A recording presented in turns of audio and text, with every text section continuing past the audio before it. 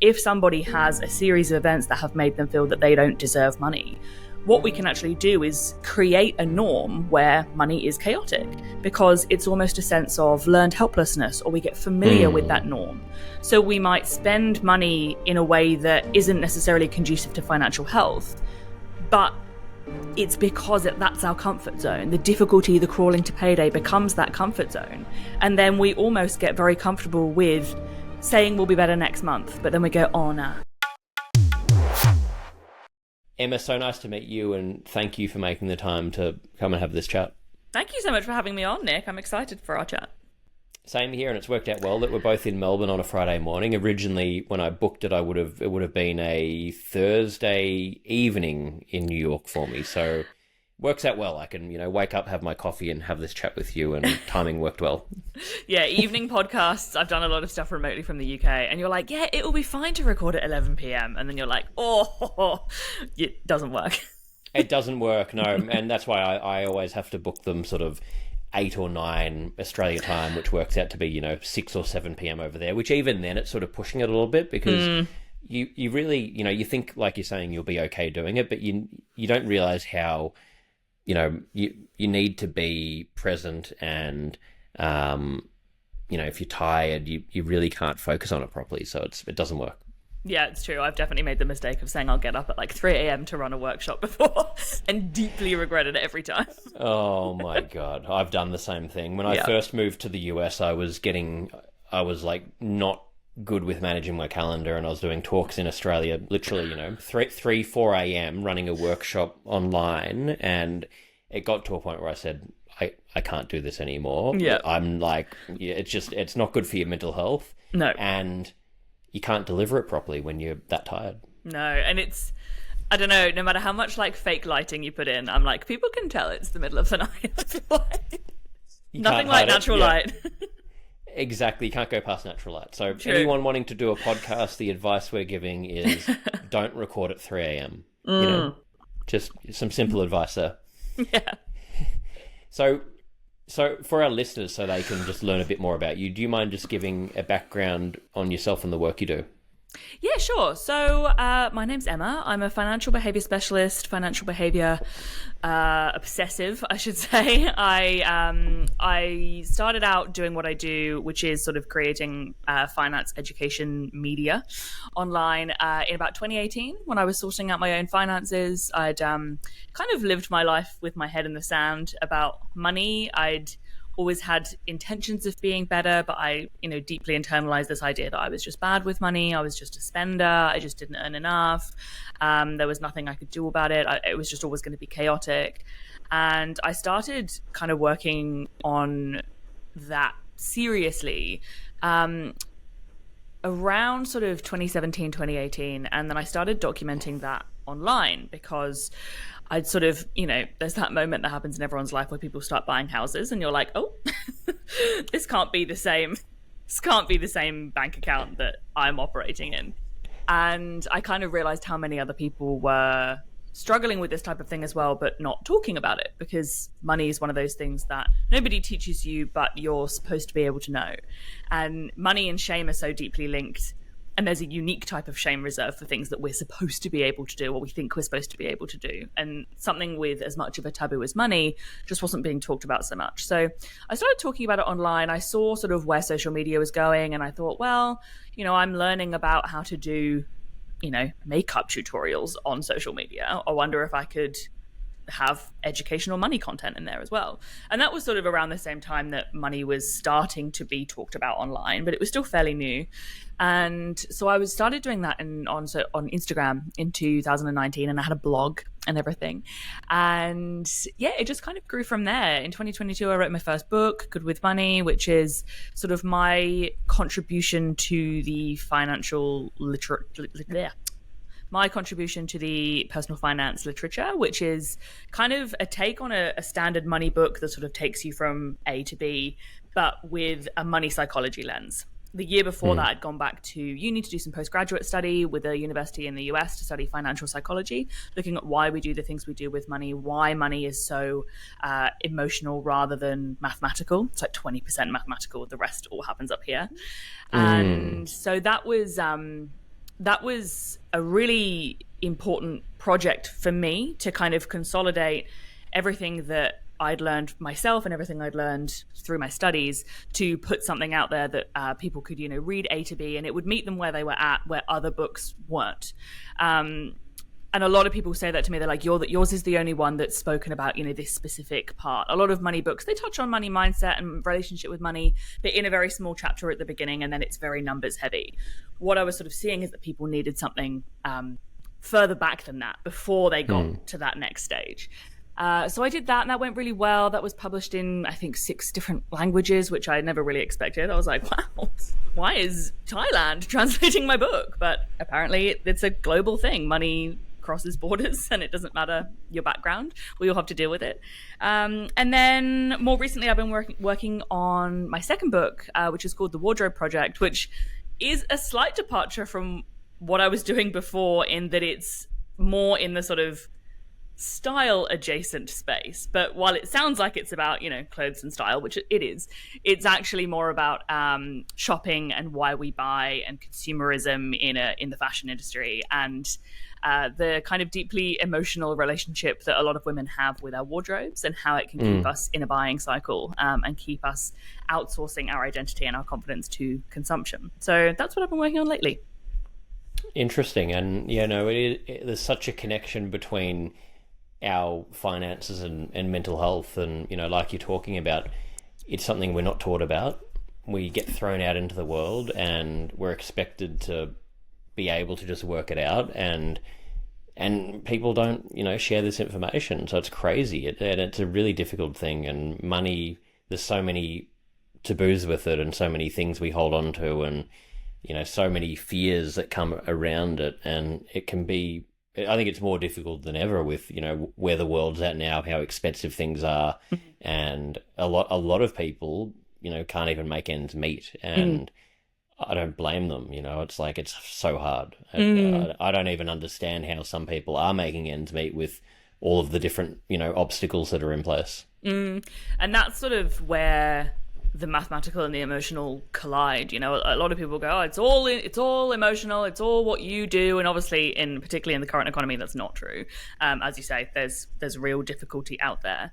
But I think what's really interesting alongside that is that even if there isn't a mathematical difficulty, so many people are still in financial difficulty because we were never taught how to manage it effectively. We weren't taught how to prepare for recessions. We weren't taught how to make decisions that relate to our current earning potential and our future earning potential. We weren't really taught to be in the driver's seat of our finances. It's always been quite passive.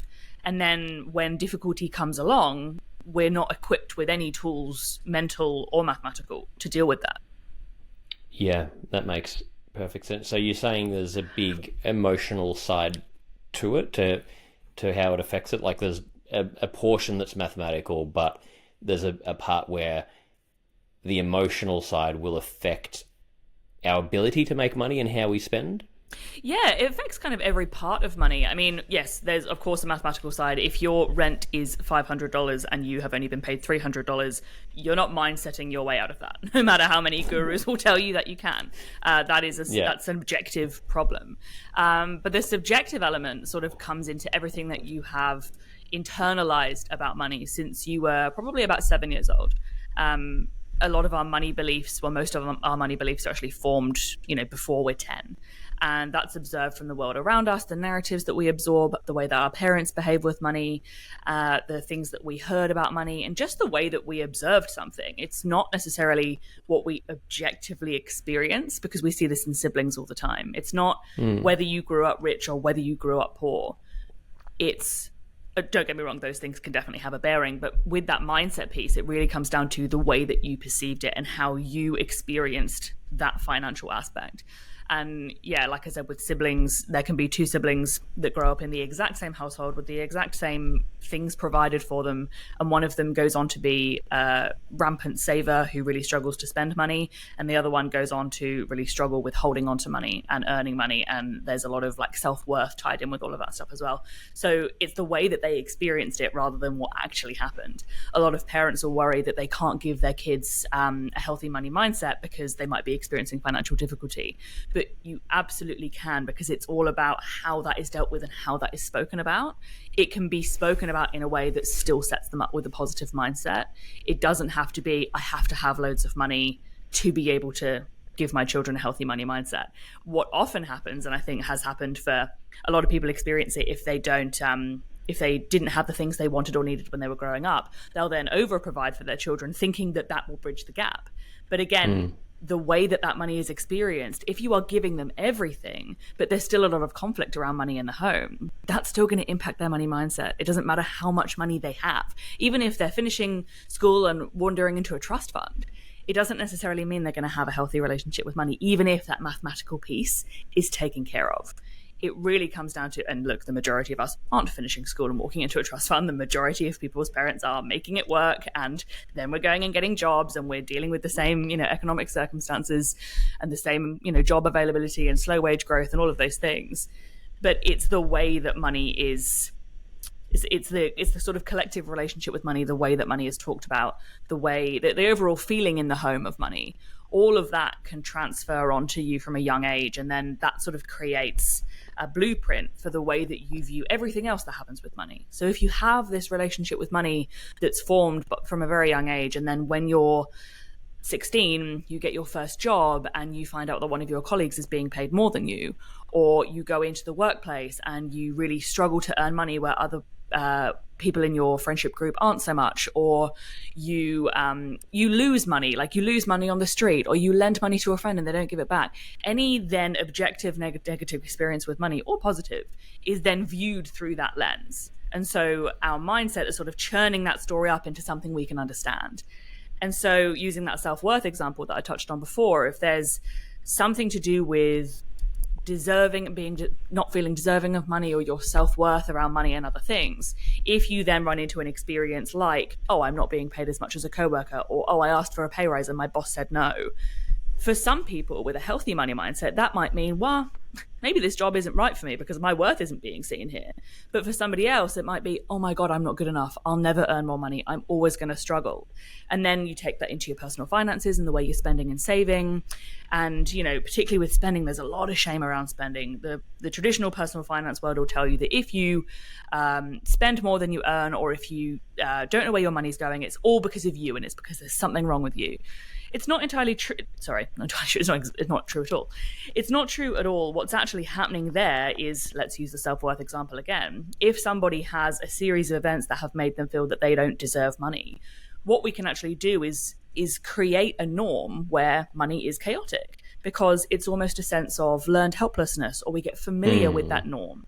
So we might spend money in a way that isn't necessarily conducive to financial health, but it's because that's our comfort zone. The difficulty, the crawling to payday becomes that comfort zone. And then we almost get very comfortable with saying we'll be better next month, but then we go, oh, nah.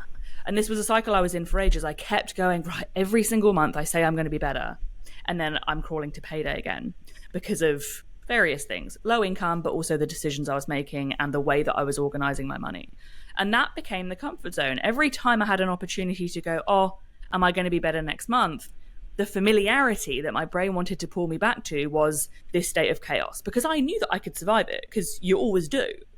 And if that's also what you've grown up with as well, you don't know any different. A lot of the time we have a very limited worldview of what's actually possible with money and what's possible for us with money. And so our beliefs can then inform our behavior that creates the same set of circumstances over and over again, because that's all we know, and that's where our brain is most comfortable. Yeah, it's fascinating. So it's so similar to, what you see in patterns of dating, or, other areas where the very thing that you're not wanting to have happen will happen if you don't consciously try and move away from that conditioning. And it feels like an impossible cycle to get out of. Exactly. Dating's a really good example, because, it's with money, it's often helpful to use other examples, because money is numbers. We're like, just don't spend it or whatever. But we do the same with dating. Just stop dating shit guys. Yeah, but there's a worth piece that keeps that cycle happening, because that's all you know and that's all you feel you deserve. It's not, nothing is objective when the human brain is at the helm. Makes so much sense. Yeah, that makes so much sense. So it's so yeah, it's such an interesting topic, and I guess if I look at, I don't know, if I look at examples from my own life, in the past, and I'm still not great with it, but the thing for me was always feeling like I had to conserve money because I was terrified that it would run out. So I was looking at it as a scarce resource. And I guess if I look at my career, that was an outcome of, the career I've gone down, where I was entrepreneurial in the entertainment industry, would make money, not make money for a long time. Everything was more unpredictable than, most industries. And that became my experience, where I would constantly, have money, then I'd run out of it, and I'd be holding on to it for dear life, and it made the whole experience so unpleasant. And I think that probably led to missing opportunities to make more money, and a whole mindset that you can't even, see yourself. Is that a pretty common sort of thing, like that example? Yeah, there's two sort of really common threads. One is, as you say, hold on to money for dear life, hoard it. You might struggle to spend it. You might struggle to take risks that may make you more money. And then the other side is sort of not being able to hold on to it. And sometimes people can have both of these at the same time. I kind of experienced both ends of the spectrum. In my spending behavior, I really struggled to hold on to money. If money came in, there's that norm that it will run out. So you might as well spend it on something now while you have it. This is what keeps a lot of people spending money in a, mathematically illogical, way, because again, it's not just a mathematical thing. If you've got rent due later, just keep the money, just don't spend it. If you don't need it, just don't spend it. But when psychologically you're so much more familiar with that money running out, you see that money as it's slipping through your fingers all the time. So you spend it while you have it. Sorry. So you spend it while you have it, because that's the only opportunity that you have to experience money in that way. But at the same time, this is how money beliefs can be very conflicting and create imbalanced outcomes. At the same time, I had a similar experience to you, where I felt like money was going to sorry, what's happening with my voice? No problem. Always at the worst time. Yeah. But also similar to you, I would sometimes feel the need to hold on to money and not take risks in, for example, a job sense. A really good example of, a way that your money mindset can impact your adult finances and the way that you perceive money and the way that you behave with it is the way that you were taught about jobs and income and salary. I definitely grew up around a mindset of, well, it's better than no job. And so I would stay in that job that wasn't giving me a pay rise, that wasn't paying me enough, that, there may be a better opportunity elsewhere, because I felt like, well, I have to hold on to that income. I have to hold on to that option because that's all I have. Even though in my actual spending behavior, I struggled to hold on to it. So it's sort of this push-pull that, can create, and people will come to me with all kinds of, wacky financial situations, and they'll go, I'm doing this, but it doesn't make sense because I'm doing this. And that's how multiple conflicting beliefs can create a difficult to manage financial outcome. Yeah. No, it's such a complicated area. And like you're saying, I guess there are the illogical and the logical parts of, well, okay, like if I've only got this amount of money to deal with, I've got to work out how to spend that in a sensible way so that I can, cover my core needs and my safety and everything else. But I think, like, again, if I look at my own example, I know that the thinking that I was having meant that I couldn't zoom out and probably make decisions that led to making way more money. So it's not necessarily about, I guess, like being loose with just spending it on anything, but not being so attached to hanging on to it. I think that attachment removes you from, that scarcity, from looking at it with abundance and then being able to make decisions according to that mindset. 100%, and that sort of scarcity is exactly the word. It's how financial patterns become generational, because the ultra wealthy are much more obviously financially able to take risks, but also psychologically able to take risks because they've grown up in an environment where taking risks is creates opportunity, and it's safe to do that, and it's talked about in a positive way. Whereas what you might have grown up with, people might relate to, especially our generation now, people might have grown up with parents that lost everything in the GFC. Or somebody who, my mum got made redundant 3 times in about 2 years because she was in a dying sort of industry that, she'd moved to another business and then they'd shut down, and moved to another business and then they'd shut down. And, for some people, changing jobs and changing industries or changing the way that you earn money or starting a business or anything is a really, exciting, abundant prospect because there's all this money you could make. But if the way you've experienced money and that thing, like job change, is associated with scarcity and loss and risks not paying off, that's going to bake in, and that's going to be the way that you view risk. And speaking about that, that generational thing, we're kind of experiencing one of the greatest, widenings in generational wealth and generational struggle now. And it really proves that point, that money is not all just money. Yes, it comes down to what money that you have. But if you've grown up around money and a positive mindset, you're far more likely to go on to internalize that mindset and use that to make more money. Whereas if you have grown up around not only struggle, but also a generational negative relationship with money because of emotional and mathematical factors, it's so much harder to break out of that as well. Even if you find yourself in a job where you're making really good money, you might, as you say, hoard that money rather than use it in a way that somebody had grown up in a generationally wealthy household might have, because you're perceiving that money as it's all going to go away. You're not perceiving that money as, oh, this is a platform to make more. You're seeing it as, oh, I shouldn't have this, or I haven't had this, or if I don't do the right thing, this is all going to go away.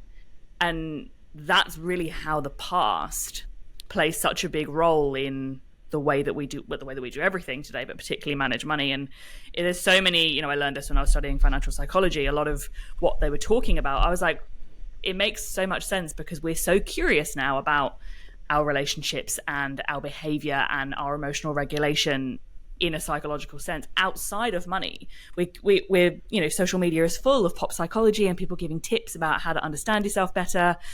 But there's still this gap where we're not applying that to money because of the money taboo. But there's so much to be learned about why you are the way you are and why you are the way you are with money. That will answer so many questions. People will chase the job. People will, if I just earn this much, if I just save this much, and nothing changes. Because what actually needs to happen is understanding why you find things difficult, why you find things easy, what it is that actually works for you. And then, you design your personal finances and your approach to that and your risk tolerance around a better understanding of yourself. Yeah, so, it makes, again, I think there's just all the things you're talking about. It's like really applying the same logic we would use in any other situation.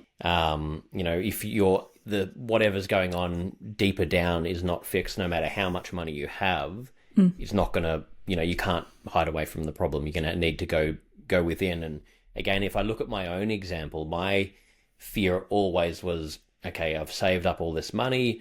I don't trust that if I went broke tomorrow, that I have the skill sets or the ability that I could go and make more money. Maybe I won't be able to find a solution for months on end. And so I guess, like, for the people you're talking about that have that healthy relationship, people that have been really good with money, would they have the mindset that even if they went broke tomorrow, they feel fully confident that that's okay, I know how to make more money? Is that part of their psychology? If you're feeling stuck, you're not alone. Most people don't realize how connected your mental health is to your body. From your gut to your sleep, movement, food, mindset. Getting active each day can shift how you feel, build confidence, and transform your quality of life. At Move Your Mind, we guide you through this process step by step. If this resonates and you want to learn more, simply go to my Instagram at Nick Brax and click the link on the bio to fill out an application, and I'll send you over more information about the program. Thank you so much for supporting this podcast. If you find the show helpful, please share it with a friend and follow me on Instagram. It really helps. Yeah, in a way. And look, that would be a very, I suppose, I don't want to say, it would be a very ideal situation if that were the mindset. The problem is we're not robots. We are working with our own past experiences. We are working with our own limitations. We all have our own privilege or lack thereof. So it's easier to say, yeah, I'll be fine if, there's another 100 grand coming from mum and dad. Do you know what I mean? Sure. There is an objective element to this. But what it really comes down to is, you nailed it with the word trust. It's firstly, it's a sense of self-trust that you can see how you have earned that money and not see that as a fluke, not see that as a one-off situation. But even kind of stepping it further back than that, not flirting with that idea of if I go broke tomorrow unnecessarily. Because how likely is it that you will go broke tomorrow? Well, not that likely, because you've got this money saved up and you obviously engage with your finances because you're in business. Business is the greatest self-development exercise there ever is, because you're contending with everything, your worth, your finances, everything.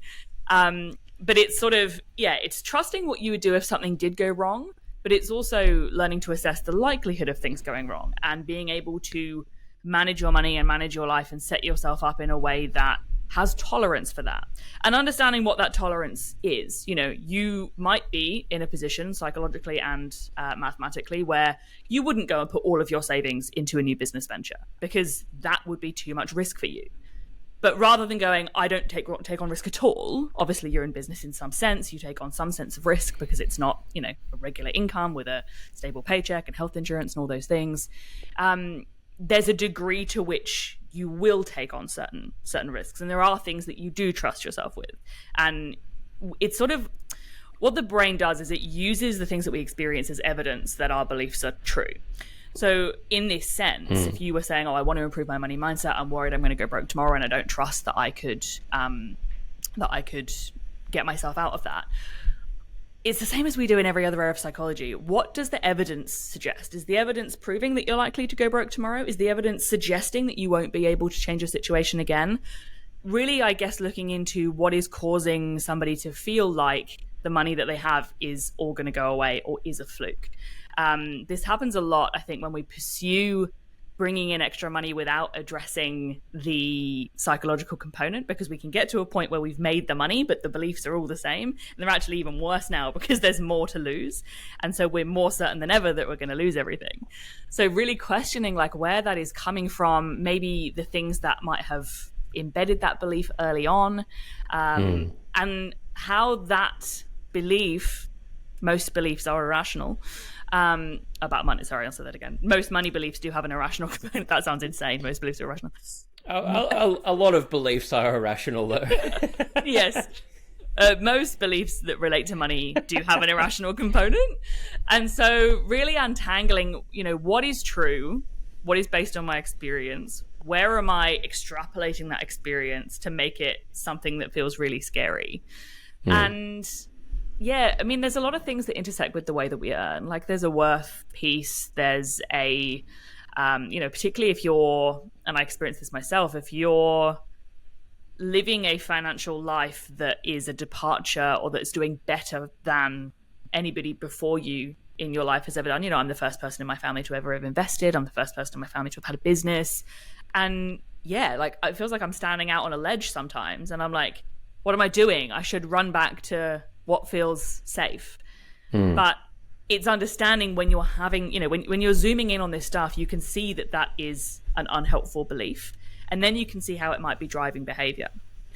That's the connection piece. When you realize what you're thinking and what you're feeling and how that is driving behavior. It's not about getting rid of the beliefs altogether. It's about seeing how it connects to behavior and then looking at how the things that you're experiencing are serving as evidence to support that or against that. And that's how we can gradually change our beliefs. And when we trim our beliefs and our behaviors at the same time, we eventually create a different reality that then challenges that scarcity mindset that a lot of us have baked in. It makes so much sense. So again, going back to sort of a lot of the belief systems we're talking about earlier that apply to all of these different areas. And if I go back to my own example where, I had made a chunk of money, you're holding on to it, I guess the very act of doing that and telling yourself that you need to hold on to it because you don't want to run out of money will probably then lead to that actual outcome, or be much more likely for that outcome to happen because you're reinforcing to yourself that that's a thing that could happen. Yeah, it's funny because we'll act in a way with money that we think is protecting us from losing money, like holding on to money. I'm holding on to money so I don't lose money. But, if we zoom out and look at that rationally and take the emotional component away, more often than not, you're losing money if you're holding on to it because you're losing it to inflation. Yeah. So it's kind of, again, challenging what loss means. What is making you feel like you're going to lose? What is making you, where are you getting comfort from holding on to that money? Of course, that we need to have some money in an emergency fund. But when we hoard and hoard and hoard, thinking that we have security, but we still don't feel secure, like there's a mindset part of that, If you're keeping, if you're keeping 20 grand in cash because that's your emergency fund and that makes you feel secure, and then, you're doing this, that, and the other with anything else, sure. But if we're holding, I'll just save up to 30 grand or just save up to 50 grand or just save up to 100 grand. And I have people say to me all the time, when do I know that I have enough? And, unfortunately, we live in a late stage capitalist society. There isn't really such a thing as enough. We're taught that nothing's enough, yeah. No. And unfortunately, the way that the world is and the economy is, that, there is risk involved with managing our money.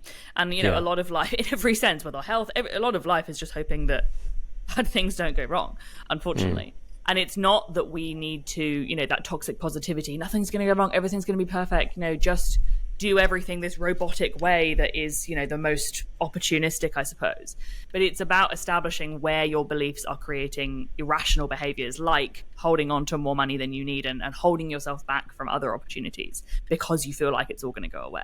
That's where that pursuit of security is actually not giving you the security that you want. Because really, security would come from being able to generate income rather than hold it. But because money moves, exactly. money moves around. Money is, dare I say, fluid, even though it's a bit of a woo-woo thing to say. And so we hold on to a static amount of money that actually loses value over time, but it gives us psychological security. So we have to find that balance between having access to funds, having liquidity that provides security in the sense of, if something goes wrong, I have access to money. That's a very normal thing to pursue. But where are we pursuing security beyond that is actually not bringing security at all? Yeah, because if I look back again from that example I was giving you where I had saved up a big chunk of money, and I had gone through, being used to not having a lot, and I'd saved and I used to be really, just spending whatever I had. And then I changed my ways and I saved it. And then I became neurotic about it in the opposite way, where it was holding on to it for dear life. And no amount of money made me feel safe. And until I changed that behavior, it just, that was like, it was more crippling, the anxiety around money, when I actually had more money in the bank account. Yeah. So it's a weird thing. Yeah. It's so attached to it. Yes, well, I mean, that's what you say, that when you said, you used to spend everything you had and then you started to save it. I work with a lot of people and that was my experience too. I had to trust myself to save because I wasn't able to hold on to money. And this is what I do with a lot of people. But then there's this correction period where we go through all the things and then we get comfortable with holding money and we look at why they're letting go of money and we look at the emotions involved with their spending decisions or how they're feeling about money at that time. And then they get to a point where they've saved up some money. But then we have to go almost through a whole recalibration period again, where because we've had that past experience of spending it, we then have to trust ourselves to hold it, but not to no end as well. We have to then, okay, I'm holding money now. How does this feel safe? And then we have to trust ourselves to spend without sacrificing the security that we've built.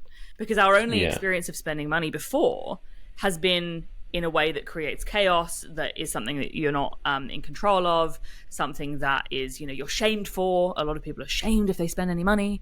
And we have to kind of learn for spending and saving to coexist. And I talk about this a lot in my first book, that people that are the savers, everybody's got that sibling or cousin or friend that's like a real big saver. They're real frugal.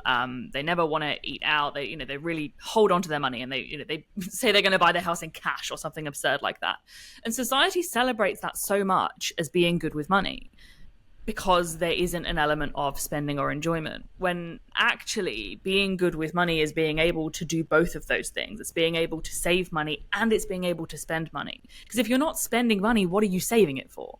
This is the disconnect for a lot of people. If you're hoarding it for security, but then, I work with a lot of people that they'll save up an emergency fund and then they'll have an emergency that the fund is literally there for, and they don't want to spend it because they aren't able to psychologically part with that money and what that money means. And that is their only proof that they're good with money. And they're like, if I spend this money on this flat tire that I literally saved for, I'm not good with money anymore. And I'm like, no, but you are. But we're not. Okay, we've done great. We've saved the money. We have learned how to hold on to money. But now we need to learn how to keep the system going. You can spend money and you can hold money at the same time. And you can pull those levers as you need to in your lifetime. Sometimes you'll have periods in life where you're spending a lot more. If you have a child, if you're traveling, if you're buying a house. And there'll be other times when you can pull that back. And it's trusting yourself to be able to do that. And to actually be able to steer your ship in a way that you need to. So often we're steering our money ship completely irrelevant of what's happening in our lives. We're spending when we should be saving. We're saving when we should be spending. And we're not actually in control of that. It's getting your life and your money to line up, really. And that's the skill to be learned. The saving is one part. But just because you're a good saver doesn't make you good with money. Yeah, it's complicated and it's fascinating. And I think it's so important the work you're doing. So I've got one final question, and then we sort of finish with these closing questions. So if you have created a situation where you're good with your money, or you've got a healthy balance with it, whatever else, how in the world we live in, we talked about before, where it's sort of like, it's so capitalistic, nothing's ever theoretically enough. How do people decide whether they're actually living the life they want to live or they're just chasing money? Because again, extremes. I went down a path where I went purely chasing meaning, and I struggled with money a lot, and then I eventually found a better balance. Some people might be like, I'm just going to chase money. I don't give a shit. I don't give a fuck about what I'm actually doing. I just, whatever's going to make me the most money. And that, I think can probably lead to being pretty miserable as well. So how do you decide? How do you understand, what the right way to go is, without letting money depict that? Yeah, I always think about this, especially when we're thinking about, the 1%. And I'm kind of thinking, what? Because I'm just obsessed with why we do what we do. I can't understand how you can still chase money if you're a billionaire. Like, I just don't understand. But it's such proof, right, that, psychologically, they still don't feel like there's enough. And then power comes into it when we're talking about it at that level. But no, for the everyday person, it really comes down to, and I talk a lot in my books about spending in alignment with your values and understanding what you actually value and what money is for you. And this kind of comes down to the way that we spend in a day-to-day sense. I always say that the people that are the best with money are the ones that have their things that they will spend on, but also things that they don't value and that they won't spend much on at all. And what that does is it allows you to, again, steer your money ship, steer your life ship in a way that works specifically for you. We don't want your financial system to work for somebody else necessarily. It needs to work specifically for you and what security and freedom look like for you. When you ask people what they want money for, every single person will say freedom or security. But freedom to one person is working 3 days a week so that they can have 2 days a week with their kids. Freedom to another person is sailing around Croatia on a yacht. We can't chase free. We have to understand what that means for us. And that helps us make financial decisions. So there's the things that we value in a day-to-day sense. I really like spending my money on things that bring me calm and ease and a little bit of luxury, but not to not to a high extent. I really like staying in hotels. They're like my favorite thing to spend money on, favorite sort of discretionary thing to spend money on. But then at the same time, I like to spend money on living a bit further from the city so I can have more space, because that brings calm and ease for me. I am a big fan of paying for parking. I will pay to park where I want. Like, I don't care if it's $30 for the night. I'm parking there because I don't want to drive around. Whereas other people, they wouldn't pay for the parking because they'd rather spend that money inside the experience. I'd rather eat at home before and park where I want than spend the money inside the stadium. Yeah. Just really small things like that. But then again, thinking about how you can line your money decisions up with the life that you want. Because when we chase, obviously there's that high level where people will chase more and more and more, millions and millions of dollars. But we do it on an everyday level as well, where when it comes time to buy a house, we borrow the maximum that we can and we take out the biggest mortgage we can. And then as soon as the value of the house goes up, we take that equity out and we renovate and then we do something else. And then before you know it, you've built a life that you didn't want. And that you've got, you see it a lot in the mid to higher income earning category, especially here in Australia, where they're bringing in good money, but the gap between their income and their expenses is no bigger than it was 5 years before when they were making half as much. And that's where it can get really tricky, because now you've built yourself this hamster wheel that you have to keep running on. And there's an amazing TV show, I don't know if you've watched it on Apple, called Your Friends and Neighbors. No, I haven't seen it. It's fantastic about this exact thing. It's John Hamm is the protagonist, and he has these amazing voiceovers where he talks about that when you're not engaged with the life that you're building. He talks about that pursuit of wealth, and you get that job so you're earning that much and you're driving that car, and then you get the promotion so you buy that car and you move to that house, and then you have the kids and then you send them to private school because your friends are sending them to private school. And that's how it can run away with you if you're not designing the life that you want and you're not using money in a way that you want. A lot of people will build themselves a jail, basically, where you have to keep earning a really high income and doing a really stressful job to provide the life that you created that you didn't even want. And this, this happens a lot in the high income bracket, but it can happen at all levels. You can pursue a career that pays you, a mid amount, but if at that same time you trap yourself in that job that you don't like, I say this to people all the time, you can't afford to stay in a job that you hate, because you will then, if you hate your job, you'll probably spend on things outside of that. You'll probably make decisions that make you feel better about the fact that you hate 8 hours of your day, 8 to 10 hours of your day. And then you if you're unlucky, you might get trapped in that where you can't change to what you want to do because you can't afford to move to a different thing because you've already built this life that you don't want. So it's really seeing the way you earn money, the way that you spend money, the way that you save money, the way that you grow money as working towards the same thing. Because we live in a capitalist society, we're often very focused on, I've got to bring money in, like I've got to earn the most money. And then we let that dictate everything else. Yeah. But when we can actually see all four of those elements as working together, do I need to earn as much? If I actually think, what kind of life do I want? I actually don't need to live near a big city. I actually don't mind that much. What if I actually moved to this part of town, and then I wouldn't need to earn as much, and then I wouldn't need to do that huge long commute, and then I wouldn't need to worry about childcare or whatever it might be.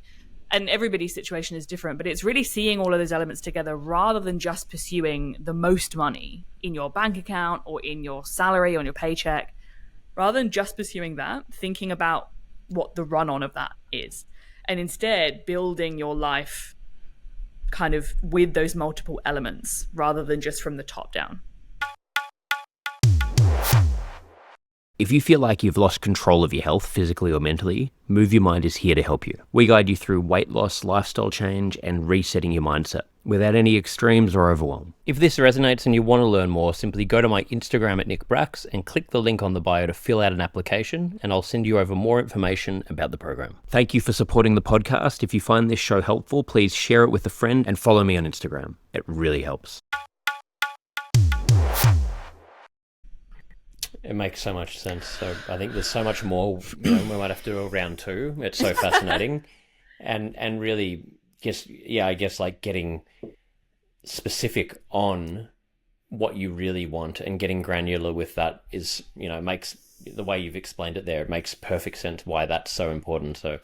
I'm taking so much out of this. I'm sure our listeners will as well. We finish every episode with 5 closing questions. Go on. So these can be sort of quick fire answers, whatever comes to mind for you. The first one is, what's your best childhood memory that comes to mind? Ooh. Bit of a left of centre one there for you. Yeah. Not quite money related. No, I wasn't expecting to think about my childhood today, Nick. There you go. My best childhood memory is... This is really niche, but my gran was my favorite person ever. And I used to go and stay at her house during the school holidays. And for some reason, one day because I was like a curious child about language, I was like, why are words words? Like, why when something goes wrong do we say oops? Why don't we say house? And we just had these jokes going all week of like changing these words around. And then I think it was like my birthday or something, and I'd opened a package, and it was like a set of like erasers, you know, when you used to like write in pencil and erase. Yeah. And one of them said oops on it. It was like a love hearts thing, and it said oops on it. And we both were like, oh, house! And we just absolutely broke out laughing, and nobody knew what we were talking about. So that's probably it. Love that. Thank you for sharing that. I love it. I love it. What do you think's currently the biggest burden on mental health in society? Money, probably. Money and climate and the future. Yeah, pretty big ones. I agree. Yeah, definitely. We need to learn more about money, though. We need you to get this message out farther and wider. Yeah, if world leaders could also help me out with that, that'd be awesome as well. The government, if you're listening, if you could provide healthcare, that'd be awesome. Yeah, that would go a long way. What's your personal definition of happiness? My personal definition of happiness is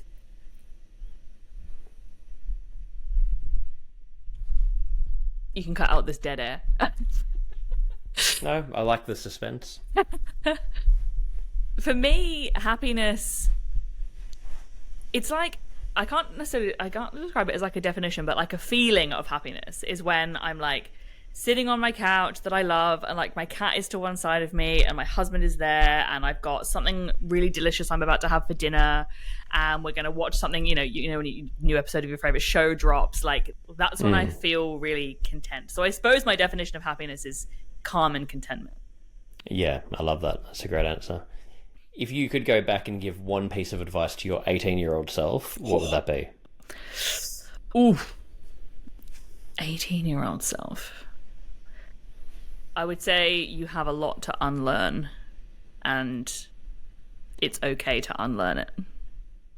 I love that. Yeah, that when I was doing acting, when I very first started in acting school, that's what they taught us on the first day. The teacher came in and said, the first thing we're going to do is you're going to need to unlearn everything you've learnt for the last 20 years. That's so interesting. Yeah. Because it gets what do they mean by that? What do you have to unlearn in acting? Well, unlearning how you... I guess we're taught, behave in this way, be like this, do that, do this. So then it means you can't be free and loose and fluid and spontaneous in how you're performing, because you're so subconsciously conditioned with how you're meant to be. Yeah. So forget all of that and just allow yourself to be whatever, comes out, not be so like stuck in how we think we need to be. Wow. Yeah, that's really interesting. Yeah. That really stuck with me, that one. So I try and think about that a lot. A lot of conditioning. Anyway, final one. What are you most proud of? I am most proud of... Oh, sounds cliche, but probably my business. Like being fully self-employed, paying myself a salary, like having a company that does a tax return, and...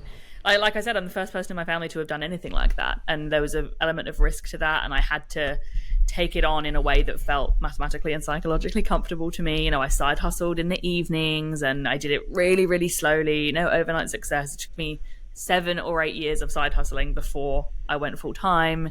And even then I was taking on like pet sitting on the side of the business to keep it going. And I've done things I don't want to do, and I've pushed through and battled my own ego, carried on, and probably that I've built an asset that pays me a wage all by myself. I love that. And I think, the honesty there of, what you've gone through to build that is what people need to hear, because we do live in a world now where everyone wants a quick fix and looking at, how can I just have an overnight success, and it doesn't exist. I think nothing meaningful anyway. Like I think it really, and we don't want to hear the reality of that, because it's not glamorous, it's not fun, it's not accessible instantly. But that is the reality we need to be taught more of. Just like with the the money conversation, we need to be taught how things actually work. Otherwise, we're not going to make the right decisions. So Yeah. Yeah, I love that. Well, thank you for sharing all of it. Final thing, where can our listeners go if they want to learn more about you? Yes, you can find me on my podcast, the Broke Generation podcast. You can find me on social media at the .broke generation, or you can read either of my books. My new one is out on November 26th in Australia and early to mid-December in the rest of the world. That is called The Wardrobe Project. That is all about shopping, spending, how buying things, particularly clothes, relates to our sense of self-worth and self-identity. And yeah, I think that's everywhere I am. Amazing. Well, we'll have the links in the show notes. And Emma, thank you so much for coming and sharing all of this with my audience. Thank you so much for having me, Nick. Thank you, Emma Edwards, for joining me today and offering your insights. And thank you for listening.